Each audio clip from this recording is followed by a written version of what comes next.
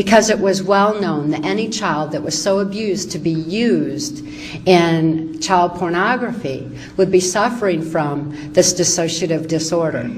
This disorder is a prime basis for mind control, as had been learned through the Himmler studies on multi-generationally abused children.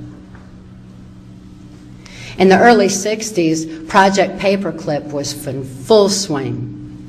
The Nazi and fascist scientists had been imported into the United States, were put into key positions, and information was gleaned from them on what Adolf Hitler was using as mind control in Nazi Germany.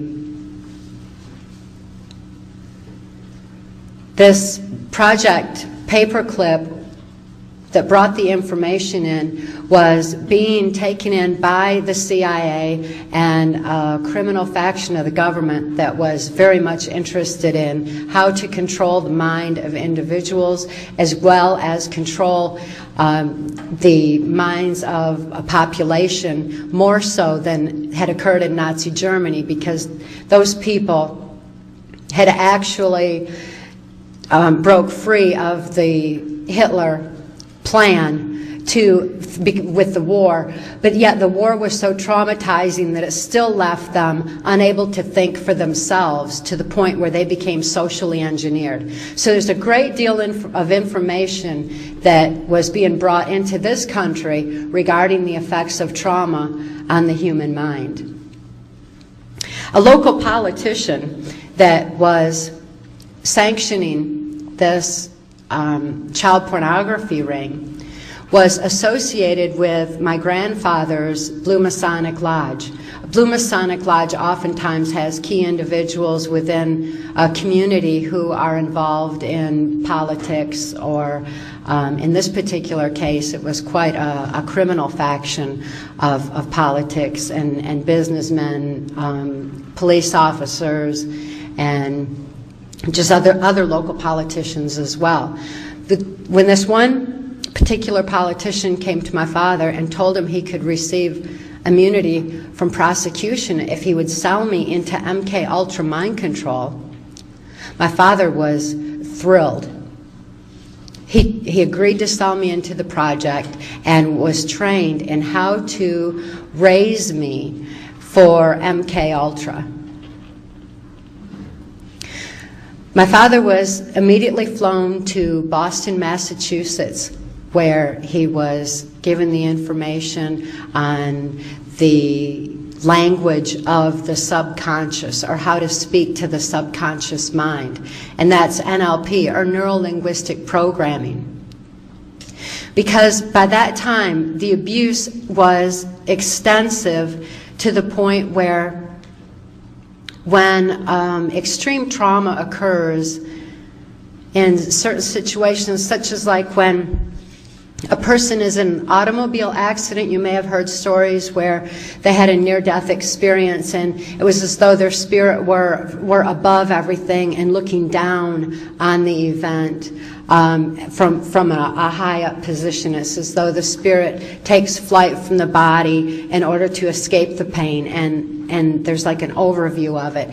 And within that overview, very oftentimes after people survive, they can recall very key events that have occurred around their accident, such as other license plate numbers, or maybe even something more on a spiritual level where they feel love energy of someone who is praying. There are many different aspects that people come back and report from this higher up view of when an extreme near-death trauma has occurred to the point where their spirit had left and then reattaches. And when it comes back, there is that photographic memory surrounding the trauma as well.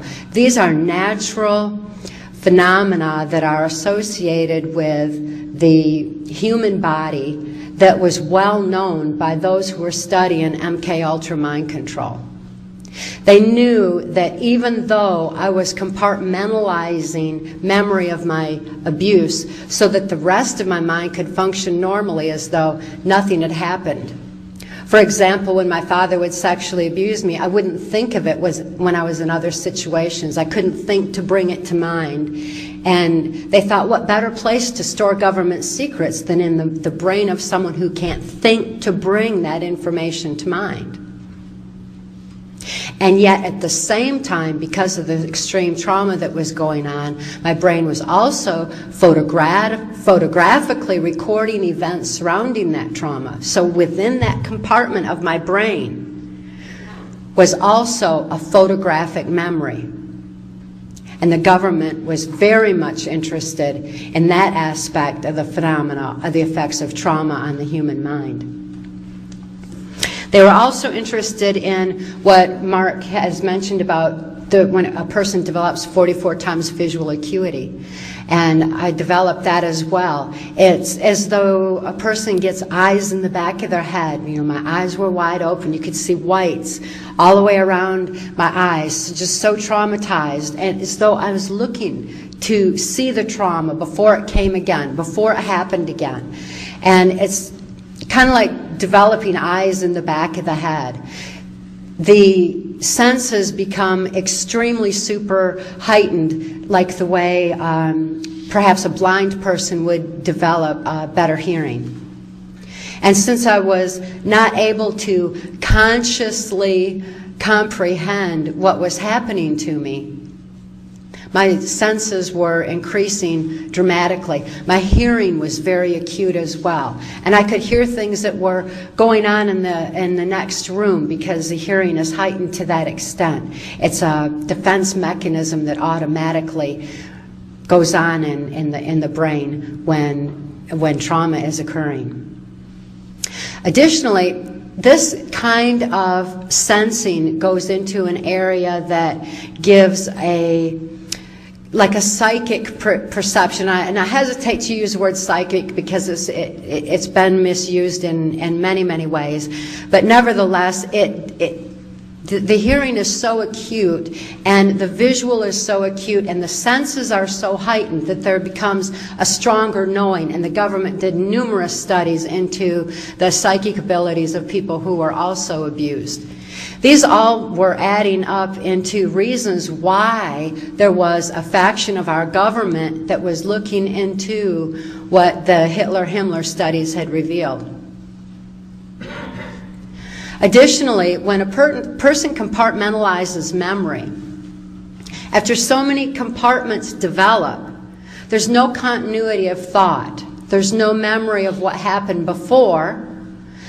So when a person's out and around and they don't think to bring to mind the abuse, they don't know what time has passed. So after a while, there's no comprehension of time. There's no ability to consciously comprehend what's going on, and there's no continuity of thought. Without this kind of a conscious awareness, it leaves the subconscious mind open to be led. A person becomes highly suggestible. Any person who's experienced sexual abuse, especially prior to the age of 5, or physical abuse, or even psychological abuse prior to the age of 5, would develop this kind of a heightened suggestibility. It's well known that when trauma occurs, people become highly suggestible. When traumas occur in our society, such as what happened 9/11. Many people in this country PTSD'd. They developed post-traumatic stress disorder. This PTSD left people unable to think clearly for themselves. They were very fearful. They were very emotionally distraught over what had happened.